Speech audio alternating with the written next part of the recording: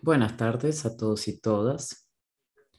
Es un placer estar aquí en FIS Week. Gracias por la invitación para estar aquí. El tema es un tema muy desafiante, ya que involucra las relaciones público-privadas en Brasil en la salud a través del compliance. Y queremos cuestionar si estamos o no evolucionando en esas relaciones. Aquí estoy con mucha gente muy exitosa en sus profesiones. Tenemos a José Francisco, que tiene una larga trayectoria en esta área como socio de empresas muy conocidas de auditoría. Hoy es consultor independiente. Ya nos humilló a todos nosotros cuando empezamos la conversación diciendo que está en la famosa ciudad de Peá, que queda al lado de Jericoacoara. También tenemos a Patricia aquí con nosotros,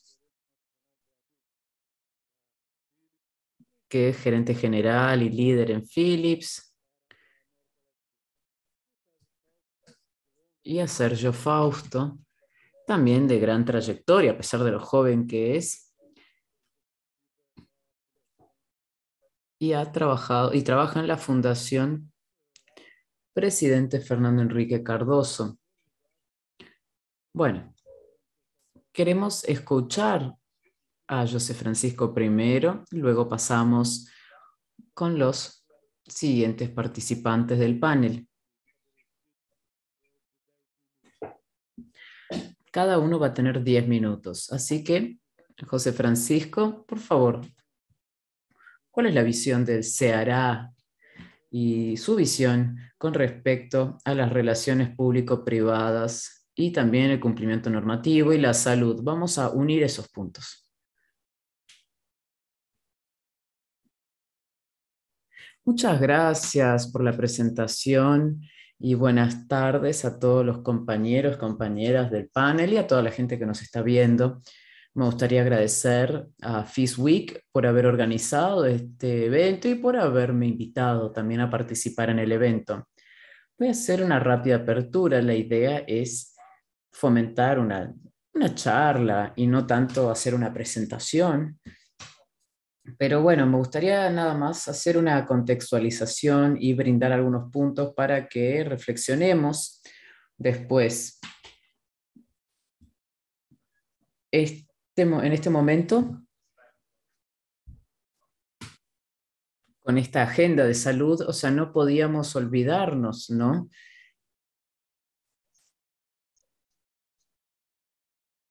Esto es muy importante para el momento de la pandemia y también es oportuno hablar de temas que tienen que ver con el cumplimiento normativo, compliance y específicamente sobre los impactos y consecuencias y contribuciones del cumplimiento normativo para el sector de la salud.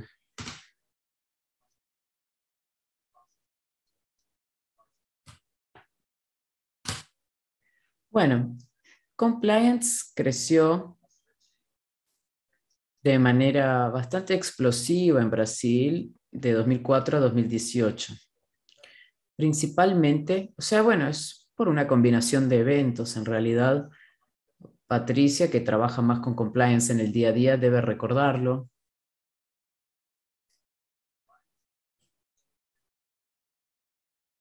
Y esto se dio por dos factores, en mi opinión.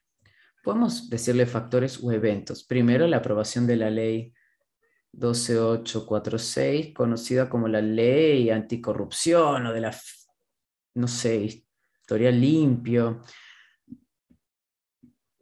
Era una ley para regular el castigo, digamos, de empresas que cometieran actos de corrupción.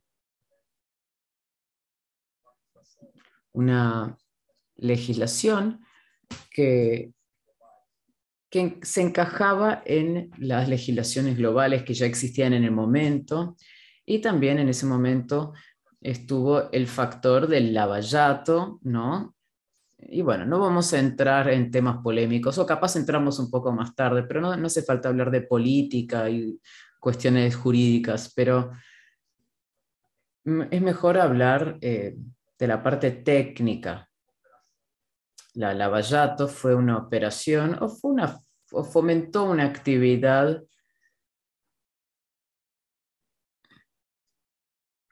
de policial, digamos, en un tiempo bastante corto. Si pensamos en la ley anticorrupción americana, tardó décadas en entrar en vigor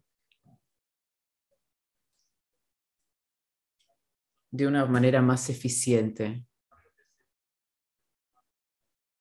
En Brasil fue aprobado a fines de 2013, después empezó la Lava Jato y arrancó todo un movimiento que de cierta manera, yo diría, sirvió como un fomento para que las empresas invirtieran en sus estructuras internas de compliance, de integridad y cuestiones parecidas. Se hicieron muchas investigaciones que fomentaron la actividad de cumplimiento normativo o todo lo relacionado al cumplimiento normativo. Y eso lo vivimos durante un tiempo, luego se estableció, bueno, ese marco regulatorio y esa actividad de poner, hacer cumplir la ley.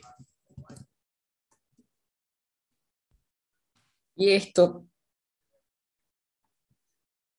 es algo que funcionó de manera bastante explosiva, una vez más digo esa palabra, y sirve como un incentivo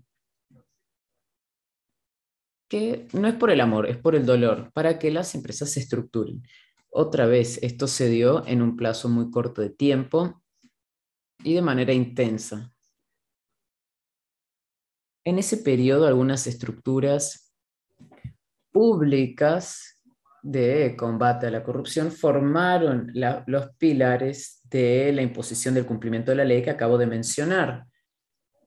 A partir del 2019, empezamos a vivir otro concepto, empezamos a vivir resumidamente el contexto en el que esas estructuras que se crearon y se desarrollaron y rápidamente empezaron a generar algo bastante importante en el mundo corporativo, fueron, a falta de una mejor palabra, se desintegraron. Y la actividad del law enforcement en Brasil sufre entonces este proceso importante. Y en lo que se refiere a las actividades de imposición del cumplimiento de la ley, ya no hay más actividades. Y luego tenemos la parte corporativa y el compliance. Y luego tenemos áreas de compliance, ¿no? A veces, cuando falta una imposición del cumplimiento de la ley, esto puede servir entonces como una falta de incentivo para que las empresas se estructuren para evitar ciertos riesgos que tienen que ver con cumplimiento normativo. Esas son mis reflexiones con respecto a lo que pasó en estos últimos años. Luego, el sector de la salud también fue impactado por todo esto que ocurrió, como la Lava Jato. Este es un sector bastante regulado.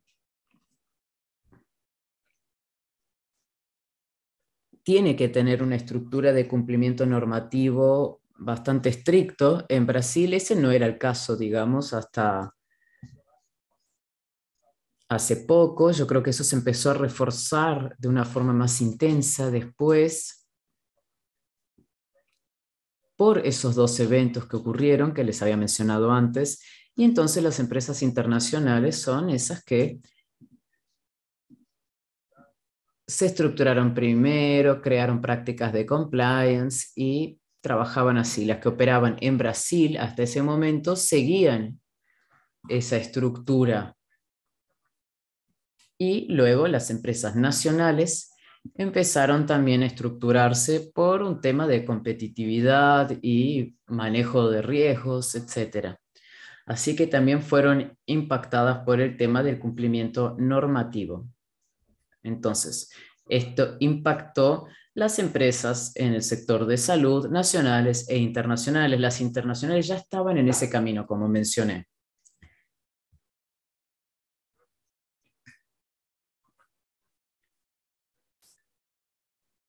Uno de los principales retos que tenemos de aquí en adelante para empresas de salud y en general, pero especialmente para las empresas de salud, y vale aquí mencionar que cuando hablamos del sector de salud, estamos también hablando de una gran variedad de empresas con características muy peculiares, como hospitales, seguros de salud, eh, fabricantes de equipos de salud, como Philips, por ejemplo. Algo que es muy relevante es que todas las empresas del sector de la salud tienen una relación intensa con el sector público y de varias formas. Cuando hablamos del sector de la salud, no podemos poner todas las empresas en el mismo nivel. Hay muchísimos retos de aquí en adelante que tiene que ver con todas las actividades productivas. El sector de la salud, digamos que es más susceptible y también tiene que adaptarse de una forma más cuidadosa con respecto a los riesgos específicos de esta industria. Así que creo que vamos a enfrentarnos a ciertos retos que tienen que ver con la integración, por ejemplo. Hay una tendencia en el mercado hoy de aumentar la actividad de compliance, no solo pensando en temas de corrupción, sino también pensando en otros temas que tienen que ver con la integridad corporativa, y también hay que cumplir con conceptos de ESG tan en boga hoy en día. La industria farmacéutica, ¿no? Así le decíamos antes al sector de la salud, bueno, está sujeta a ciertos riesgos y a adaptaciones en el contexto actual. Bueno, eso era lo que quería decir. Espero entonces que podamos hablar de estos temas de alguna manera, o sea, todos juntos, ¿no? Y que hagamos una gran reflexión. Gracias. Muchísimas gracias, José Francisco. Ahora vamos a escuchar a Patricia, que va a hablar desde su perspectiva como trabajadora de una empresa muy reconocida. Este proceso es un proceso continuo, fuerte en las empresas, en el sector.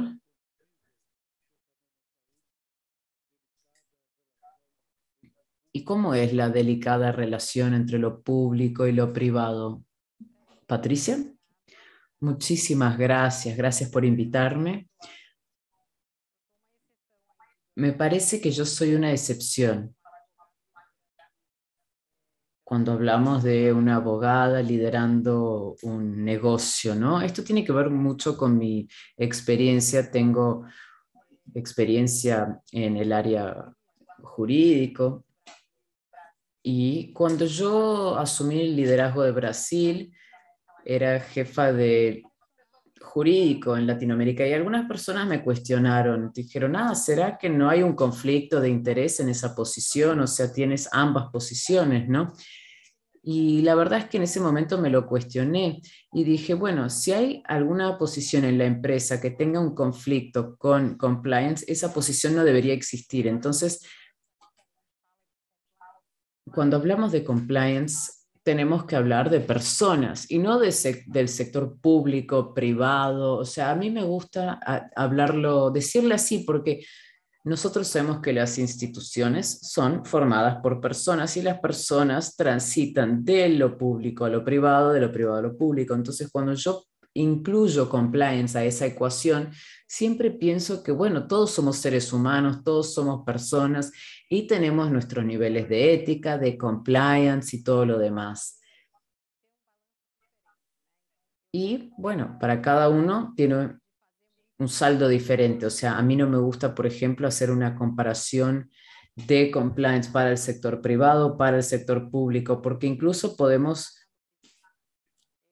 tener diferentes cuestiones aún en la relación privado-privado. Y también me gusta dar algunos ejemplos de comportamientos de las personas.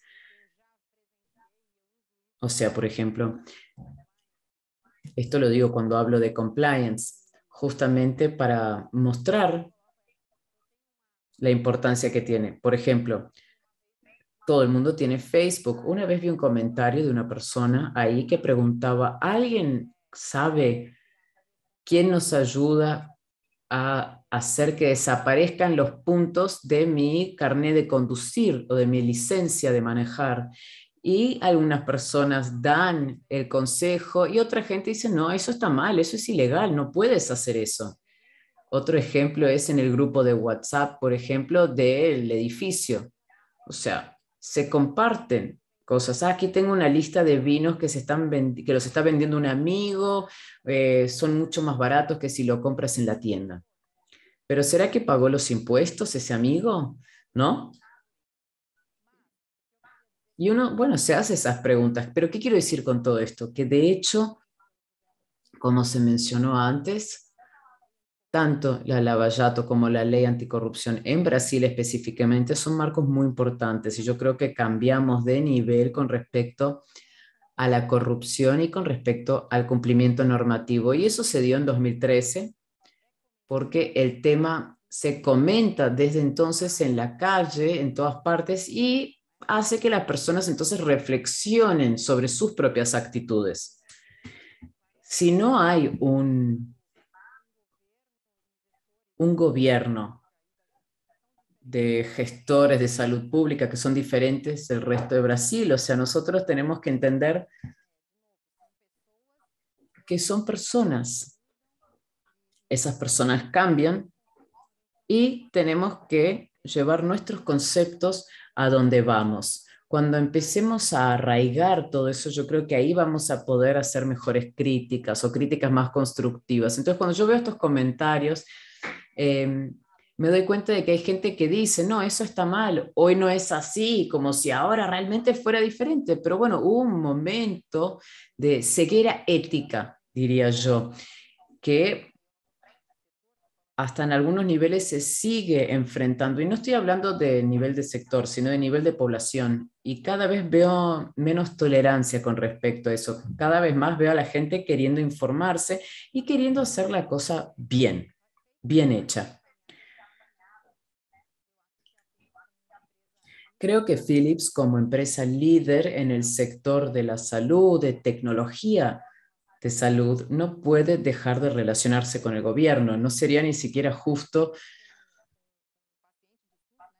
para con el paciente del Sistema Único de Salud. Nosotros, por ejemplo, trabajamos con ese sistema. Entonces, ¿por qué no vamos a hacer negocios con el gobierno si casi el 50% de los hospitales en Brasil son públicos? Porque hoy, por ejemplo, tenemos 3.400 hospitales privados y 3.000 hospitales públicos.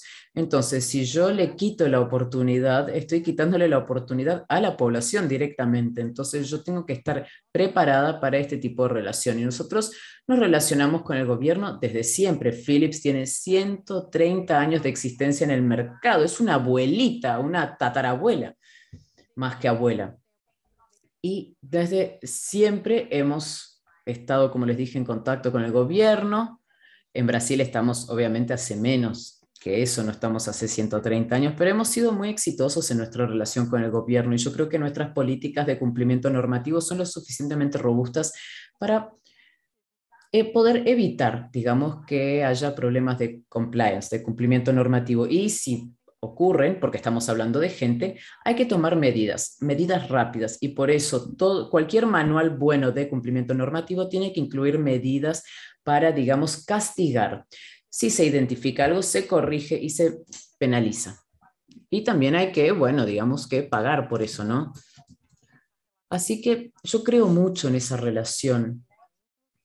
Tenemos excelentes ejemplos y me gustaría señalar uno específicamente. Nosotros tenemos una asociación público-privada activa, fue la primera en salud y es la única en realidad hasta hoy en diagnósticos para la salud, que se firmó con el gobierno de Bahía en 2015, y es una asociación donde nosotros, el sector privado, hicimos una inversión de $40 millones para crear 11 centros de diagnóstico. O sea, nosotros éramos responsables por la gestión de 11 y creamos una central, y es un ejemplo de mucho éxito. Aumentamos 44% la capacidad de realización de exámenes en esas unidades.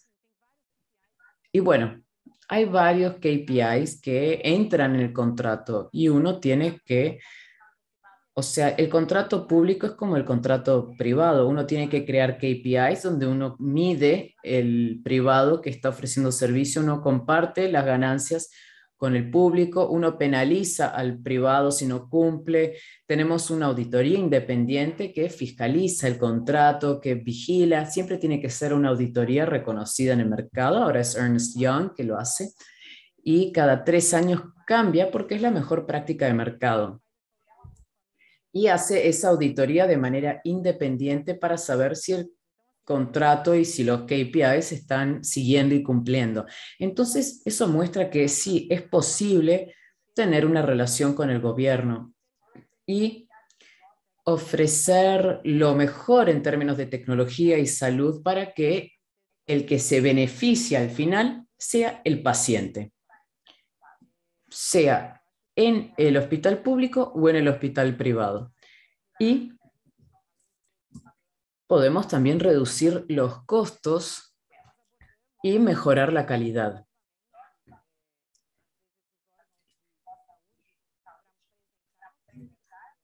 A veces bueno, se pueden presentar proyectos como este, uno puede presentar una manifestación de interés.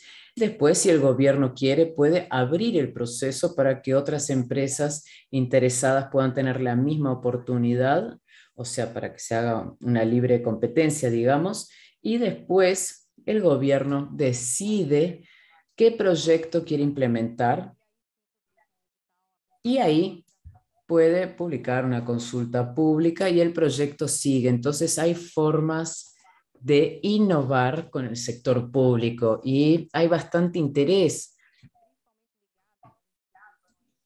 especialmente instituciones de enseñanza, por ejemplo, hospitales universitarios, que están muy activos en esto.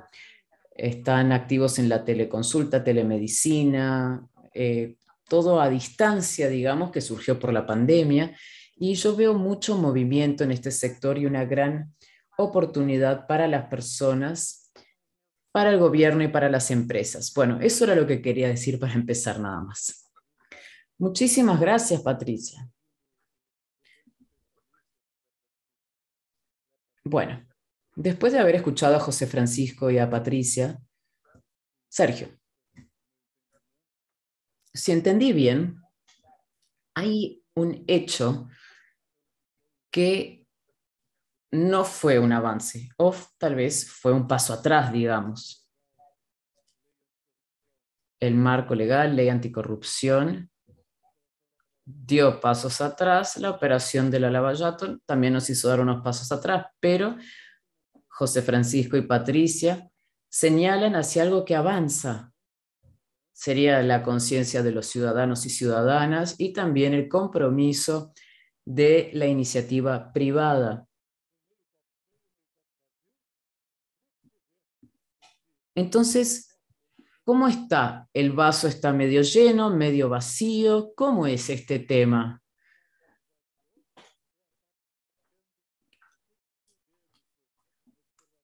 ¿Qué crees tú como observador? O sea, Sergio, ¿qué nos recomiendas tú? Muchas gracias por la invitación. Es un gran gusto poder compartir esta mesa con todos ustedes. Soy el único no experto en el tema, entonces voy a buscar, digamos, poner este tema, cuadrar el tema a partir de una perspectiva más amplia y a partir de eso, a despecho de eventuales retrocesos en el periodo más reciente, hay una clara tendencia no tan solo de este sector, sino de otros sectores también de la economía brasileña de ajustarse a normas que son normas internacionales, digamos, ese que es el tema. El Brasil es signatario de otras convenciones importantes de las Naciones Unidas, de UEA y de OCDE. Esto todo crea un régimen jurídico internacional que es vinculante para un país que es signatario de este régimen. Brasil busca ahora un lugar en OCDE. Uno de los obstáculos para que Brasil ingrese en OCDE es justamente ese tema de no compliance, de no cumplimiento en el área de la corrupción. Se creó un grupo de monitoreo de Brasil en función de los retrocesos frecuentes y hay un conjunto de presión internacional de las organizaciones multilaterales y tampoco, digamos, es una isla porque todos están ahí empeñados ahí en esta situación. Y hay una lógica del sector privado, una lógica económica que obliga al sector privado a jugar este juego del cumplimiento en la comprensión puesta por José Francisco extendido que incorpora determinadas responsabilidades de las empresas con la sociedad. Esto vale para el conjunto de las empresas y en particular también para el sector del área de salud que ofrece servicios y bienes esenciales a la población. No es por casualidad que es un sector altamente reglamentado y luego aquí al hacer un ejercicio rápido de memoria, excepto el sector financiero, yo no creo que haya otro sector de la economía brasileña en que el sector privado esté tan reglamentado. Eso tiene que ver con la esencialidad de los servicios, de bienes que esos sectores ofrecen. La tendencia es que el sector crezca y con algunas razones también muy contundentes. En primer lugar, es que Brasil pasa por un proceso de transición demográfica muy acelerado. Brasil envejece rápidamente, está envejeciendo y cambia el perfil de la demanda sobre la salud.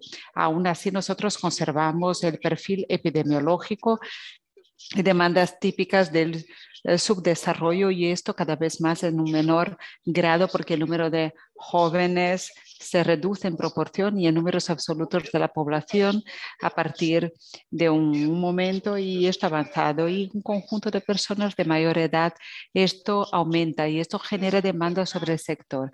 Brasil es un mercado bien importante desde el punto de vista de equipos de consumo, de bienes, de servicios, del sector de salud y en particular del sector farmacéutico. Sin embargo, hay alguna distribución de las inversiones en el conjunto de las grandes empresas que operan en este sector. Es un sector que va a crecer y es un sector bien reglamentado y la reglamentación se transforma. Esto se va a internacionalizar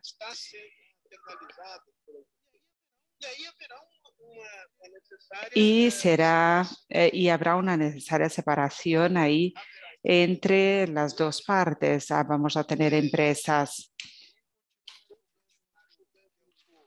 que van a jugar este juego de relaciones especiales por medio del sistema político, van a seguir a esta CPI de COVID ha revelado este estándar de funcionamiento y otras empresas que juegan otro juego y debemos separar entonces el trigo de la paja. No significa que es, digamos, una situación de santidad. Estamos en un mercado de bienes y servicios y mercados de créditos, por ejemplo, de capital. Si ellos no juegan este juego, están fuera del mercado y el riesgo de reputación que corren, que tienen las empresas, es un riesgo de reputación bien importante y creo que tienen conciencia de esto y están estructuradas justamente para esto. Veo entonces, para finalizar esta intervención inicial, que a despecho de los retrocesos y el futuro es mejor que el presente, vemos que el vaso se está llenando y es bueno para el sector es bueno para Brasil y es importante que el mundo político también tenga modificaciones, que las empresas puedan ahí crear y poner situaciones que no pueden cruzar. Y porque o es esto o vamos a naufragar. El proyecto de transformar el país en combinación con el sistema internacional que no tiene prestigio, que no tiene lugar en la mesa para los temas internacionales, de eso se puede concretar, pero creo que la fuerza del sector privado, de la sociedad y temas específicos, como ha puesto Patricia, esto hace con que la cosa, con que los vientos, con que el viento vaya hacia otra orientación. Yo creo que podemos ser optimistas.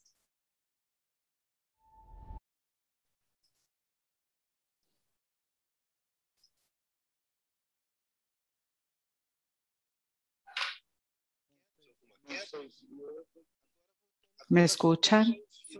Sí, volvemos en vivo ahora.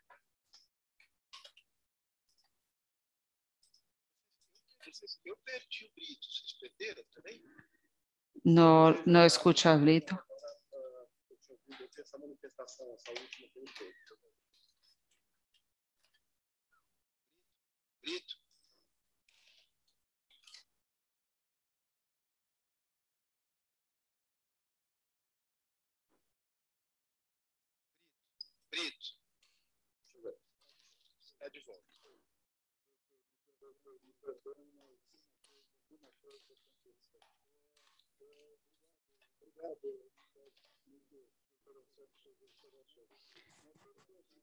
Muchas gracias por la observación.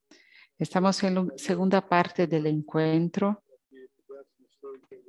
Aquí para que pudiéramos tener intervenciones lo más cortas posibles. Y quisiera, nosotros tenemos ahí técnicamente personajes que tratan en el sector público y la concienciación ética de cada uno que está ahí en las funciones públicas, la legislación existente sobre el sector público y luego la presión de la sociedad y organismos de control. En realidad, estos son los tres grandes puntos que llevarán a un mejor o peor resultado. Aceptan mi provocación de verificar esos tres acuerdos y vamos a pensar quién va mejor y quién va peor dentro del sector público. La legislación, digamos, los controles.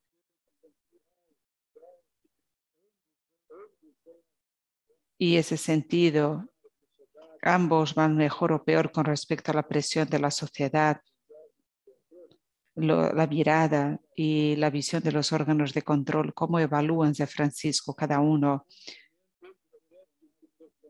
de estos personajes del juego público.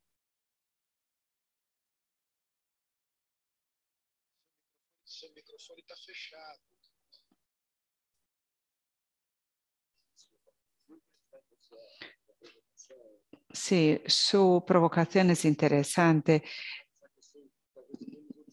A lo mejor soy el menos optimista de los que están aquí.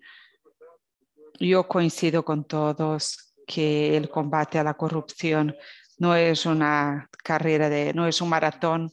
Sin embargo, yo creo que hoy nosotros estamos en un momento de cansancio realmente de este maratón. La visión que tengo en realidad es una tipografía. Veo estos dos componentes de los tres que ha puesto de una manera integrativa. Yo creo que la legislación está evolucionando, yo no sé. Ahora recién tenemos la aprobación de la ley de improbidad administrativa recién votada en el Congreso, donde tenemos un claro movimiento del mundo político de defensa corporativa de actos de improbidad administrativa. Lo que más a lo mejor ha llamado la atención en esta ley es el artículo que dice que para poner al gestor público hay que probar, digamos, la intención de cometer un acto doloso y esto no existe si verificamos, es decir, para hacer como un paralelo, la ley anticorrupción hablaba de responsabilidad objetiva. A lo mejor es el tema más riguroso desde el punto de vista legal, que es que si uno crea o genera una consecuencia desde el punto de vista de la ley, no interesa si uno tiene la intención o no. Hay la responsabilidad objetiva generada la consecuencia y hoy tenemos una ley que define justamente que hay que probar, digamos, la intención del gestor para que tenga una punición y ahí ya vemos un movimiento hacia la orientación opuesta. Entonces, desde el punto de vista de que podemos poner a lo mejor en este grupo los gestores públicos, tenemos bien claro este tipo de retroceso. Vamos a hablar de órganos de control, por ejemplo. Ahí a lo mejor lleguemos a una situación, digamos, un poco más crítica, que es el tema de los órganos de control que están totalmente paralizados con respecto a la actividad de combate a la de corrupción.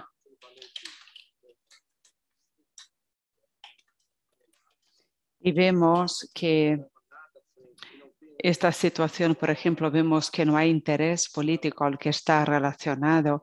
Ese es el mayor símbolo de retroceso de la actividad de control. Es una actividad de control que se encuentra sin habilidad con respecto a temas políticos y vemos con esto, a mí no me gustaría alabar a Lava Jato, sin embargo ha traído excelentes beneficios de combate a la corrupción. Sin embargo, hoy Lava Jato es una estructura que posibilitó que Lava Jato pudiera nacer, digamos, dentro del Ministerio Público. Está realmente bajo ataque severo que ya generó resultados de este emparejamiento. Y cuando vemos los dos principales órganos de control desde el punto de vista federal en los temas estatuales y que siguen este movimiento que nosotros vemos ahí, que PGR y el Congreso, y vemos que está hacia un movimiento de ablandamiento de las legislaciones de los gestores públicos. Y con respecto al tema individual, yo creo que la actividad, la postura individual, digamos, a la actuación individual, depende un poco de estos puntos de vista. Yo creo que la población ha sido muy influenciada por Lava Jato. Yo decía incluso que hoy día nosotros discutíamos compliance o cumplimiento, que muchos no sabían lo que era. Hablábamos en el restaurante con el camarero y en función de Lava Jato hubo una popularización en términos de discusión de ética. Yo creo que hoy día nosotros todavía tenemos algún legado de esta actuación. Sin embargo, me preocupa mucho este tema con respecto a cuando tenemos un aflojamiento de otros mecanismos que posibilitan, digamos, el perfeccionamiento de la actitud ética de la población, si esta actitud ética no sufre también el riesgo de retroceder. Entonces, yo creo que estamos bajo un reto importante, como he hablado al inicio, lo que fue, digamos, lo que se ha conquistado de manera muy, muy difícil está bajo ataques y se ha aflojado. Y nosotros debemos ver como sociedad en este momento, y las corporaciones hacen parte de la sociedad.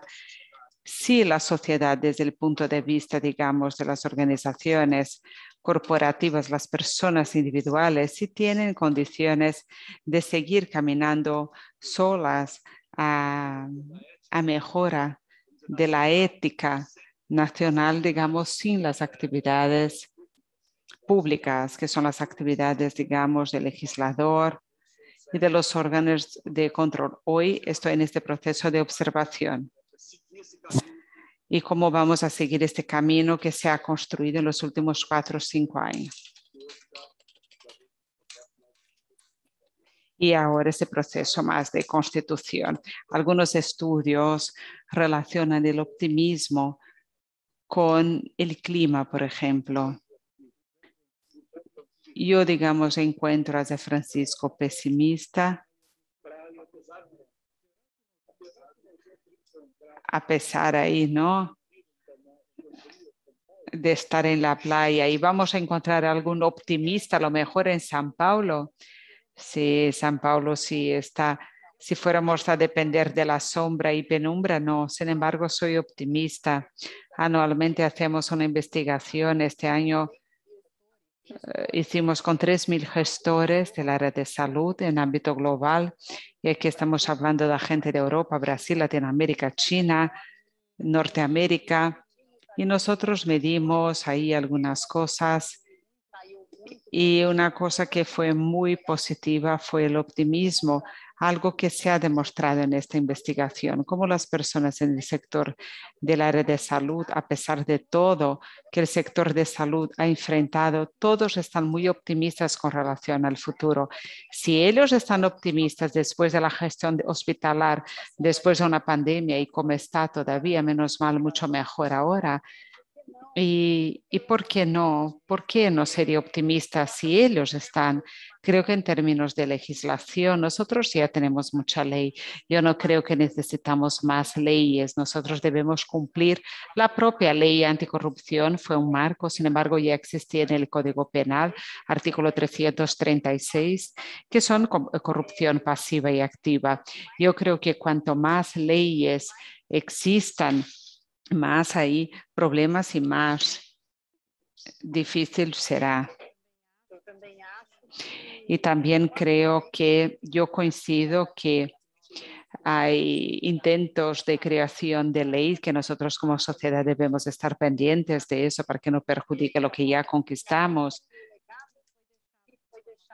Debemos estar pendientes de que este legado se pueda perpetuar y que el vaso esté cada vez más lleno y que no tengamos retroceso. Y nosotros, como el sector privado, nosotros no podemos dejarnos ahí intimidar, tener miedo. Debemos ahí tener las políticas muy claras, los límites y luego capacitar nuestra fuerza de venta para que nuestros límites no nos limiten. Y esto no me da derecho a no ofrecer lo mejor para el sector público. No debemos ahí tener miedo. Yo creo que el miedo es el desconocimiento de cómo actuar y reaccionar ante situaciones que a lo mejor no sean tan de cumplimiento y como nosotros podemos seguir.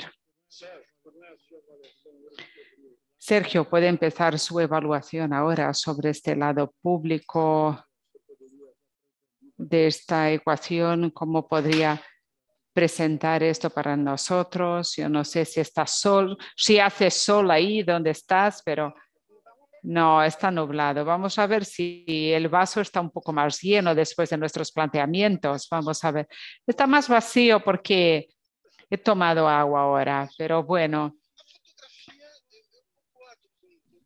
Estoy de acuerdo con lo que dice. La fotografía o el contexto no es de los mejores. pero creo que es posible decir con un poco de certeza, ¿no? La certeza que podemos tener en un momento de mucha incertidumbre. Hay fuerzas objetivas que nos van llevando hacia más transparencia, integridad, cumplimiento normativo en las relaciones sector público y privado en su conjunto y también en particular en el área de la salud. Lo que me parece que es importante son, bueno, dos cosas en realidad. Primero, este tema es un tema que no se resume exclusivamente a la corrupción, no. Sí, se, sí hubo, por ejemplo, algún tema de recursos, desvío de recursos, o sea, el tema regulatorio de la salud va mucho más allá de eso. Y quedó más evidente que nunca ahora en la pandemia. Las vacunas, el tema de patentes también, por ejemplo. Y también el tema de que la salud es universal e integral, o sea, sí aparece en la Constitución. Fármacos cada vez más caros, el poder judiciario cada vez siendo más solicitado. Entonces va a haber cada vez más presión sobre las empresas con respecto a estas cosas. Cada vez más existirán tratamientos para enfermedades que hoy son vistas como enfermedades que no se pueden curar. La sociedad va a presionar para eso y las empresas van a tener que manejar con esa presión. Es un tema bastante importante de fricción, ¿no? Del sector y la sociedad. Entonces las empresas van a tener que saber claramente cuál es el alcance de esos temas. ¿Qué podríamos incluir en el tema de integridad, de cumplimiento normativo, ESG, etcétera?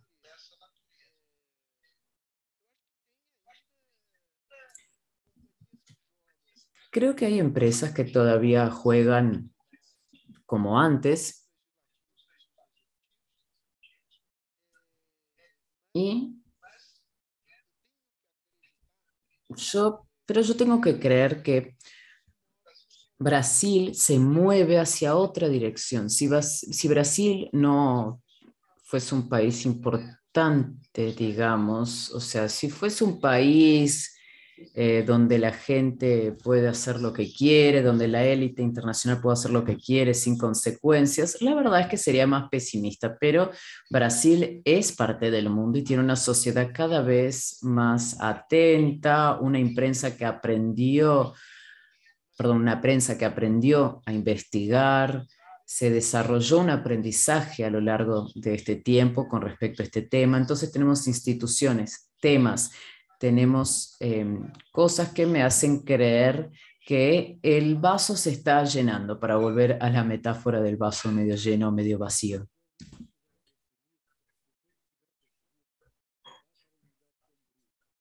Si están pesimistas, vayan a un lugar sombrío, ¿no? La experiencia nos dice, sí. Es una conclusión empírica. La gente de compliance creció mucho. Lo vemos en todas partes. Lo tenemos hasta en términos del tiempo del debate.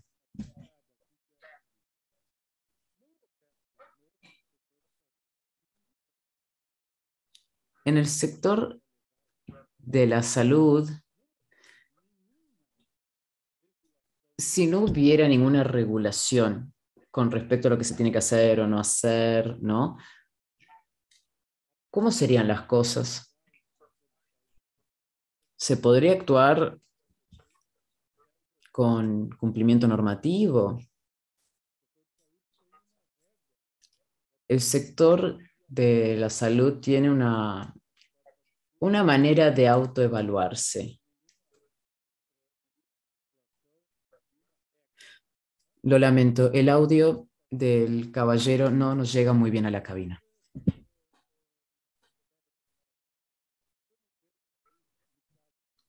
¿Cómo ven ustedes, en el caso específico de la salud, esta necesidad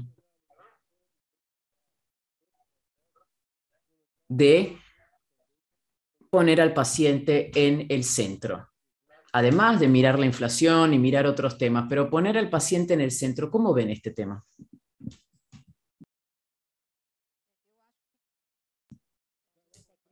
Bueno, a ver, la verdad, no, Patricia, puedes empezar, por favor. La respuesta es todo tuya. Bueno, en realidad, ahí has tocado un punto que las empresas tienen que trabajar cada vez más, que es la misión. O sea, ¿cuál es tu propósito como empresa, no? Y otra vez, está claro que no hay trabajo sin propósito. Las personas se preguntan, ¿por qué estoy trabajando en esta empresa? ¿Esta empresa contamina? Eh, ¿Va a perjudicar la salud de las personas, lo que vende? ¿No? Entonces, cuanto más nos cuestionemos, mejor. Podemos cuestionar lo que consumimos y la transparencia se exige cada vez más y hay poco espacio para aquellos que no siguen esas reglas. En Philips tenemos la misión de mejorar la vida de las personas y yo no puedo hacer eso a medias. O sea, tengo que vender buenos productos, brindarle condiciones a mis empleados para que puedan trabajar y tener salud. No se trata solamente del producto, sino cómo actúo dentro de la sociedad. Y veo que eso realmente es, bueno, es un camino sin vuelta. Cuando las personas se exijan, y eso aumentó mucho en la pandemia, la gente preguntándose, ¿por qué voy a la oficina? ¿Por qué no puedo trabajar en mi casa? ¿Mi salud mental importa más o menos? Y lo mismo va para cumplimiento normativo, si hay calidad, si no hay calidad, y creo que tenemos esa misión como empresa, y eso es lo que nos va a decir cuáles son las empresas que permanecerán en el futuro.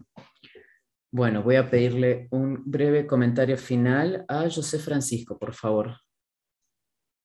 Estoy totalmente de acuerdo con lo que ha dicho Patricia.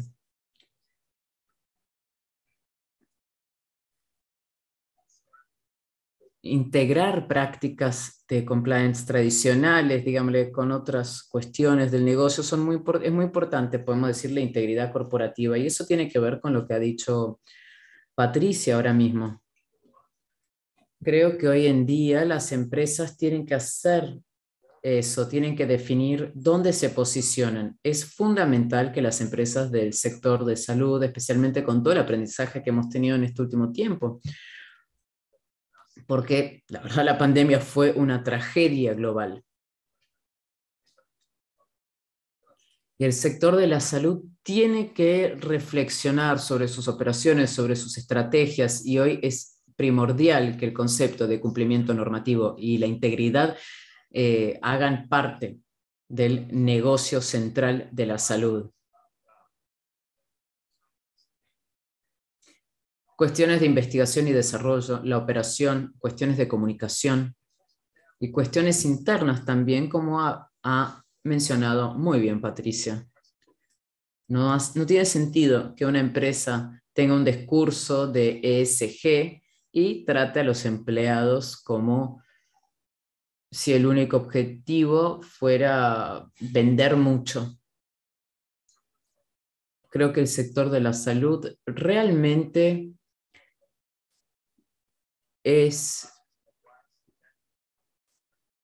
tiene que tener en cuenta todo el tema del cumplimiento normativo y incluirlo, implementarlo en el negocio, ¿no? Y pensar en el cliente, que es el paciente, porque el paciente es el que usa el producto. ¿Y para qué lo hace? Para seguir vivo, ¿no? Y la pandemia nos ha mostrado muchas lecciones prácticas de cómo trabajar y también especialmente de cómo no trabajar. Sergio, querido, palabras finales. Bueno, yo estuve mucho tiempo en el gobierno, entonces tengo no sé, una perspectiva distinta. Yo creo que la vara del paciente es muy buena para tomar decisiones, pero no soluciona el problema. Y voy a darles un ejemplo específico. Fármacos muy caros.